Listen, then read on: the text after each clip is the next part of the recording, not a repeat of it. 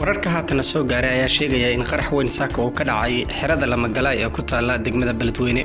halkan oo waxa ku dhex yaala xarumaha ugu waaweyn ee dawladeed ee ku yaala degmada Beledweyne sidoo kalena waxa ku yaala xarunta taliska AMISOM ee ciidamada Djibouti ee jooga gobolada dhexe ee Soomaaliya ee ugu weyn xaruntan sidoo kale waxa ay muhiim u tahay maamulka Hirshabelle iyo maamulka gobolka Hiiraan waana xiro aad amaankeeda loo ilaaliyo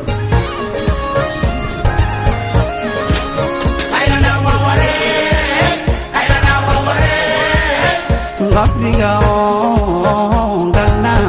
danta qabkanahay umatu qactos Soomaaliyeed waa ee degmada Beledweyne ka dhaca abid ayaa ilaa iyo haatan waxa aan qasaarihiisa ka waramin maamulka degmada kan Hirshabelle ee ugu magacaaban tahay caasimadda iyo kan gobolka Hiiraan oo isagu dagaalo ba'an oo aan loo kala harin asaga iyo shacabkiisuba kula jiraan kooxaha nabad iyo nolol diidka ah ee al-shabaab hadaba faahfaahinada dambe ee ka soo baxa qaraxani kala soo barnaamijyadeena dambe inaguna soo biir mahadsan